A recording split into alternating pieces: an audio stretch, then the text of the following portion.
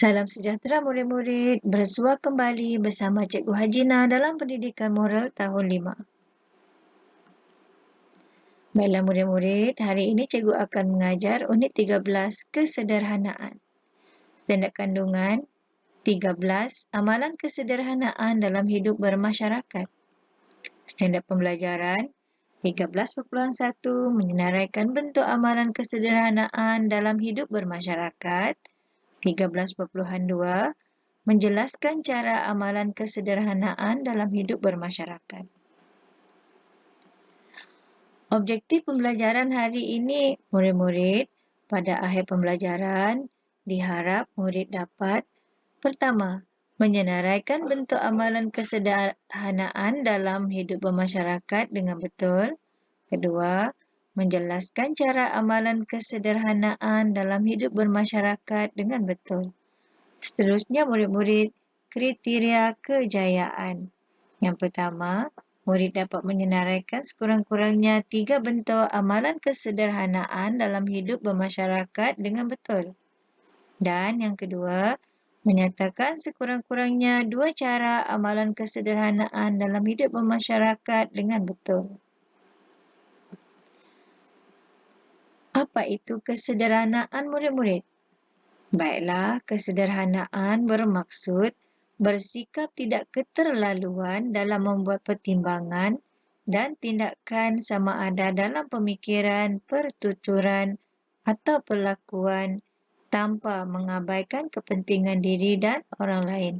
Ini bermaksud kita hendaklah bersikap sederhana, tidak terlalu keterlaluan, terutama sekali dari aspek pemikiran, cara berfikir kita, cara kita bercakap dan tingkah laku kita.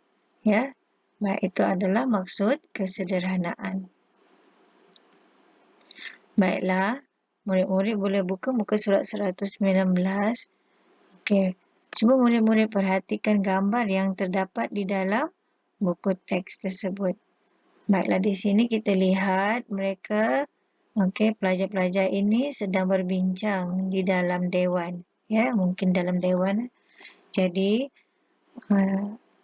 amalan kesederhanaan yang diamalkan di sini ialah mereka menjimatkan elektrik. Bagaimana cara nak menjimatkan elektrik?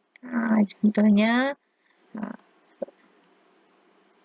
penggunaan elektrik ni kita tutup penghawa dingin. Ini penghawa dingin, ya. Jika hari tidak terlalu panas, tutup penghawa dingin dan gunalah kipas saja. Kerana penghawa dingin ini akan menyebabkan bil elektrik lebih mahal.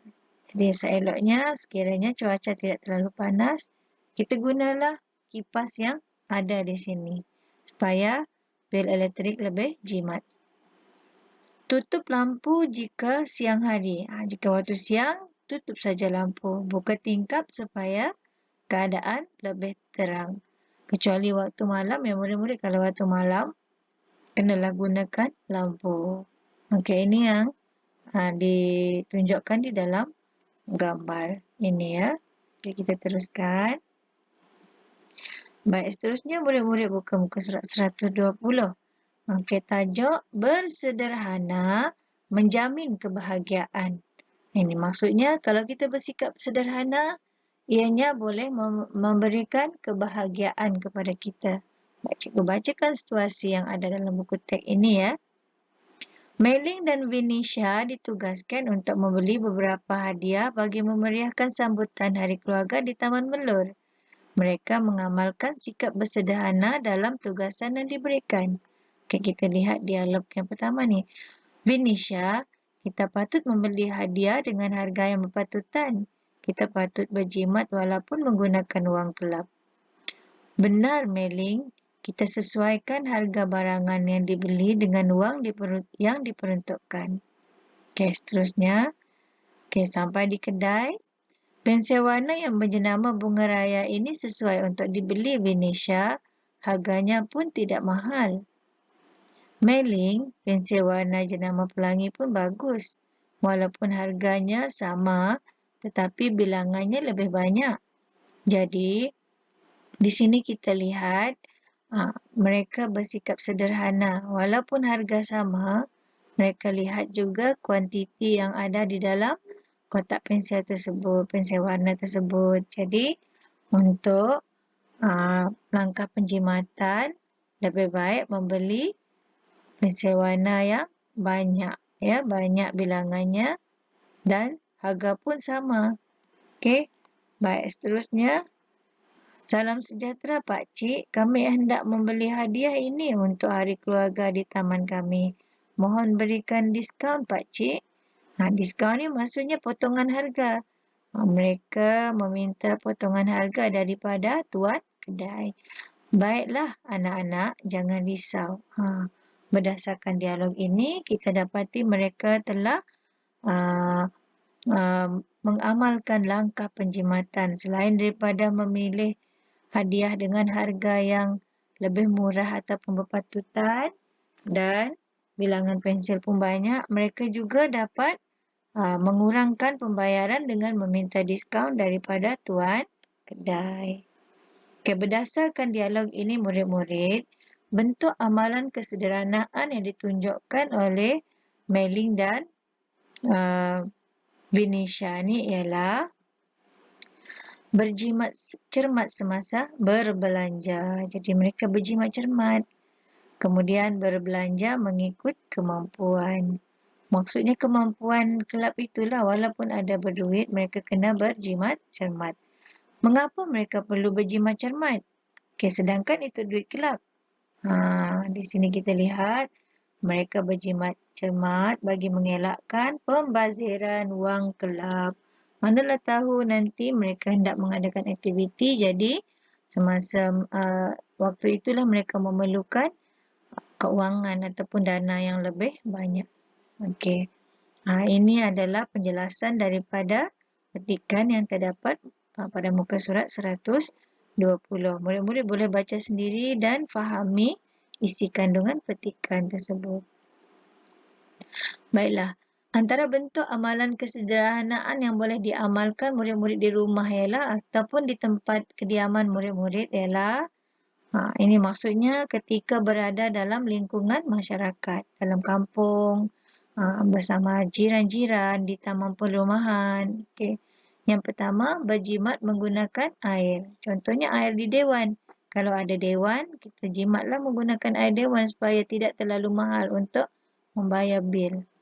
Seterusnya, menjimatkan penggunaan elektrik. Seperti gambar yang cikgu tunjukkan tadilah. Sekiranya dewan tersebut tidak terlalu panas, walaupun ada penghawa dingin, seeloknya gunakan kipas. Ya. Okey, seterusnya tidak membazirkan makanan. Ini contohnya ketika berada dalam sesuatu majlis lah. Okey, seterusnya tidak kedekut. Okey. Berkongsi dengan orang lain. Sekiranya kita mampu. Seterusnya memakai pakaian yang sopan semasa menghadiri majlis. Okey, semasa menghadiri majlis, gunalah pakaian yang sopan. Tidak semestinya membeli baharu. Jadi ini untuk mengelakkan pembaziran. Baik, cara amalan kesederhanaan dalam hidup bermasyarakat. Ini cara pula. Tadi bentuk.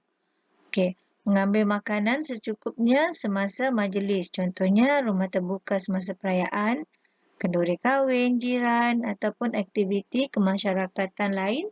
Contohnya seperti gotong royong, okey, ataupun aktiviti-aktiviti lain yang diadakan dalam sesuatu lingkungan masyarakat.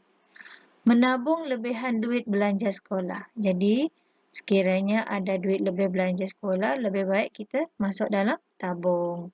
Lama-kelamaan boleh juga simpan di dalam bank. Kemudian membeli barangan yang perlu sahaja. Okey, tidak perlu membeli barangan permainan ataupun apa-apa barangan yang tidak diperlukan. Memberikan sumbangan kepada masyarakat yang memerlukan. Okey. Contohnya kalau kita ada duit lebihan belanja ataupun tabungan tadi, sekiranya ada masyarakat yang memerlukan, bolehlah kita gunakan duit tersebut untuk membantu orang lain. Jadi kita bersederhana dalam hidup. Tak semestinya kita walaupun duit kita tak ada, kita nak bagi semua. Tak macam tu. Ianya ikut kemampuan kita. Seterusnya menutup suis lampu dan kipas apabila tidak digunakan. Kalau tak diguna tu lebih baik tutup saja. Dan seterusnya gunakan pakaian yang masih boleh digunakan. Tidak perlu terlalu kerap membeli pakaian. Maksudnya macam majlis tadi kita guna pakaian yang sopan saja. Tak semestinya setiap kali majlis perlu membeli baharu. Okey, seterusnya adalah tugasan. Baik, apa yang murid-murid perlu buat ialah senaraikan bentuk amalan kesederhanaan dalam peta buih tersebut. Ini peta buih. Jadi, letakkan tajuk ataupun persoalannya di tengah ni. Bentuk amalan kesederhanaan. Jadi, murid-murid isilah di dalam ruang yang disediakan. Seterusnya, tugasan yang kedua. Okey, murid-murid buat peta minda ni cara amalan kesederhanaan dalam hidup bermasyarakat. Cikgu dah bagi contoh tadi. Murid-murid boleh memilih contoh yang sesuai berdasarkan amalan yang telah murid-murid lakukan sebelum ini. Tidak semestinya contoh-contoh yang cikgu berikan. Murid-murid boleh buat sendiri berdasarkan pengalaman murid-murid. Baiklah. Itu saja untuk hari ini. Cikgu harap murid-murid dapat siapkan tugasan yang cikgu berikan. Sekian, terima kasih.